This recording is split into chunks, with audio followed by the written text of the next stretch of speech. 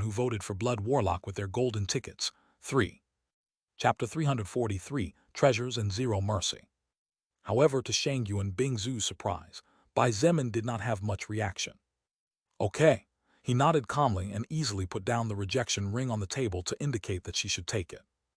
Actually, Shangyu and Bingzu really wanted those 2 rings. After all, she did not possess a rejection ring that granted such a powerful defense attack skill, and the water animation ring had given her many ideas to use alongside her second-order ice maker skill. However, if Bai Zemin really wanted one of them, or if she noticed some hesitation in his expression that exposed his need for one of these rings, she most likely would have let him have it. But seeing that he didn't seem too interested in any of these two treasures, she felt no regret as she took them for herself and immediately equipped them. Her perfect fingers gained 2 extra decorations, now totaling 4 of them. That leaves 2 necklaces and 1 bracelet. Bai Zemin reminded as he looked at the 3 items on the table and pointed. As per our agreement, you can choose one more at will regardless of whether it is the best. In reality, Bai Zemin was extremely clear that he was taking the big side in this deal. However, since he had forged equipment for her in the past, he didn't feel bad about it too. Shangyuan Bingzu nodded and carefully scanned the 3 accessory-type treasures one by one.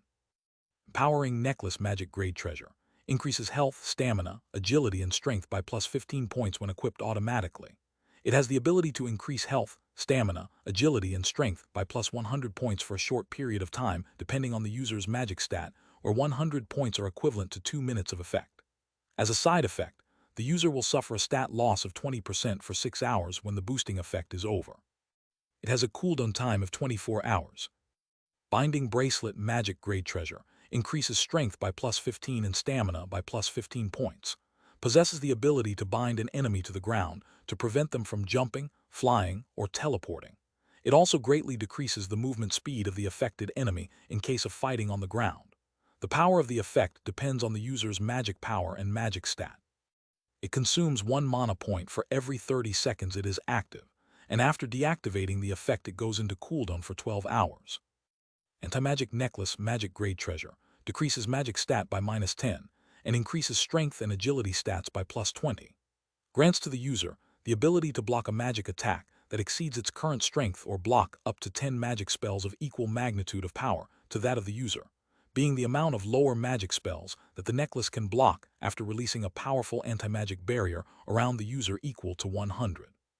The anti-magic barrier has a cooldown time of 24 hours after its destruction or disappearance. After studying the remaining 3 treasures, Bai Zemin and Shangyuan Bingzu remained silent for a few minutes. In their heads, they were both trying to imagine different scenarios, possibilities, and ways in which they could apply the power of the treasures before them. As expected of a magic grade treasure, Bai Zemin sighed and shook his head. Although he had already encountered powerful epic grade treasures, the power of magic grade treasures still did not cease to amaze him.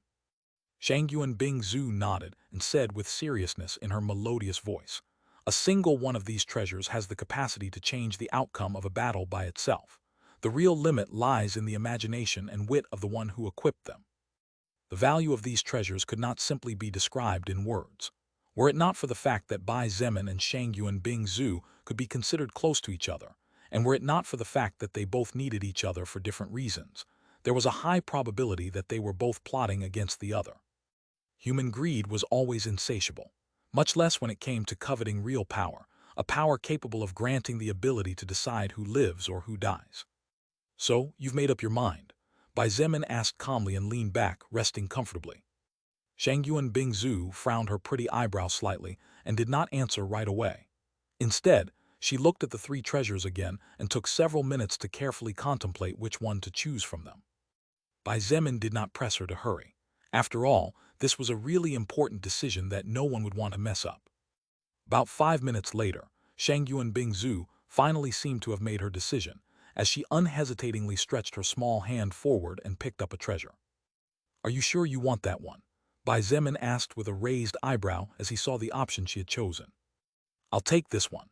Shangyuan Bingzu nodded and took off the old rare grade treasure necklace she was using before finally equipping the magic grade empowering necklace. "That's a choice I didn't expect, to be honest." Bai Zemin gave her a puzzled look.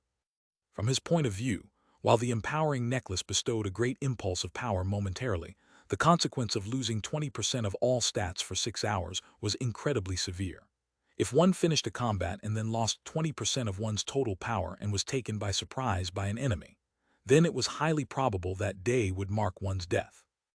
Therefore, while it was tempting as the empowering necklace was undoubtedly the one that granted the most amount of explosive power, Bai Zemin believed that a woman like Shangyuan Bingzu, who aspired to slowly exhaust her enemies and aspired more for mass control, would choose something else different. "It's okay, I have my own ideas and reasons." she casually replied and put away the necklace she had just taken off. The real reason she made such a gambled decision was that she really needed that big power boost. The amount of overall strength that the empowering necklace bestowed was precisely what Shangyuan Bingzu was looking for right now. Seeing that she did not say much about the matter but seemed extremely firm in her decision when she looked at him, Bai Zemin did not say much more about it and silently took the other two accessories for himself. The first thing Bai Zemin did was to equip the binding bracelet to his left wrist right away, since on his right was the earth bracelet. The next thing he did was to remove the hurricane necklace, exchanging it for the anti-magic necklace. In a matter of seconds, Bai Zemin lost 20 magic points. However, in exchange, he gained 35 strength points, 15 stamina points, and 20 agility points. In addition, the hurricane necklace had the whirlwind skill that Bai Zemin never used except to cast his Crimson Blood Judgment skill, since it was his only source of wind power until now. On the other hand, the skill of the anti-magic necklace was much more useful to him in combat, so it was better for him to wear it at all times. Of course, Bai Zemin was not going to get rid of the hurricane necklace, as he would need it when he was forced to use Crimson Blood Judgment again. Bai Zemin looked at the greenish necklace in his hands and thought he better start gathering defensive equipment for the time when he finds his loved ones. As he raised his head and looked at Shangyuan Bingzu, he noticed that she was looking at the necklace in her hands and realized that perhaps she was having the same thoughts as he was. After all, he had no doubt that she did love her mother tremendously. "I'll go see Lu Xiaoyao," Bai Zemin stood up and announced. "Okay." Shangyuan Bingzu also stood up and commented on her plan. "I'll go check how things ended yesterday with Fu Zufeng and Nanggongyi." Hearing this, Bai Zemin's eyes flashed coldly. There's no need to leave survivors in case they caught those who caused trouble. Since these people were scum enough to cause trouble inside the base, but did not have the courage to come out to fight, then Bai Zemin would not be considerate to them regardless of gender or age. Shangyuan Bingzu frowned slightly and said calmly, "Wouldn't it be better to just enslave them and force them to work for us?" "No need." Bai Zemin shook his head and walked towards the exit as he said firmly, "I'd rather invest the food we get to pay for other survivors willing to work than waste valuable resources feeding scum who are no longer worthy of even calling themselves human. Remember, I don't care if it's male or female, adult or child. They don't need to live anymore." Shangyuan Bingzu watched his back disappear beyond the corridor and sighed. Since the Lord had spoken, there was little she could do. In fact, if it were someone else who contradicted him, they probably would have received a slap in the face. The only reason Bai Zemin took the trouble and time to explain the reasons for his decision was solely and exclusively because she was she. Soon, Shangyuan Bingzu departed, as did Bai Zemin, and the village was left in the hands of the maidens. None of these maidens were frightened at all, as during the last few days they realized how powerful their new lord was. Even without direct protection, the slightest trouble would alert Bai Zemin, and in a second he would be able to put out the flames. /////. Sitting in the living room of Lu Yan's mansion, Bai Zemin was dressed in comfortable clothes while casually enjoying a cup of tea that a beautiful middle-aged maiden had served him moments ago. Opposite him, Lu Xiaoyao was wearing a nice professional woman's uniform and was currently finishing some documents. It was obvious from the dark circles under her bloodshot eyes that the young beauty had not had enough sleep the night before when she had to get to work. Seeing that she was not complaining and was working diligently, Bai Zemin nodded secretly and was relieved to leave such an important position like this to the young girl in front of him. It was obvious that Shangyuan Bingzu had not delegated the position of logistics team leader to Lu Xiaoyao casually, but had noticed the young woman's rapid speed of maturity. Approximately 40 minutes later, Lu Xiaoyao finally put down the last document and stacked everything neatly in a folder. "Sorry to have kept you waiting, leader," she said in an exhausted voice. Bai Zemin looked at her and shook his head. "Don't worry. Instead, tell me what you have there." "Yes." Lu Xiaoyao nodded, and while looking at the summarized document in her hand, she started. "In last night's battle against the mutant beasts that came out of the forest, over 160,000 rounds of ammunition were consumed. This caused the supply of bullets that was supposed to last for about half a month to plummet, and according to the reports I received from the logistics team, I'm afraid we will barely be able to last another 3 days." Bai Zemin frowned as he heard this, but Lu Xiaoyao was not finished yet. "These 3 days will only be possible if the surrounding zombie and beast attacks will not exceed the number of 500 per day. Otherwise,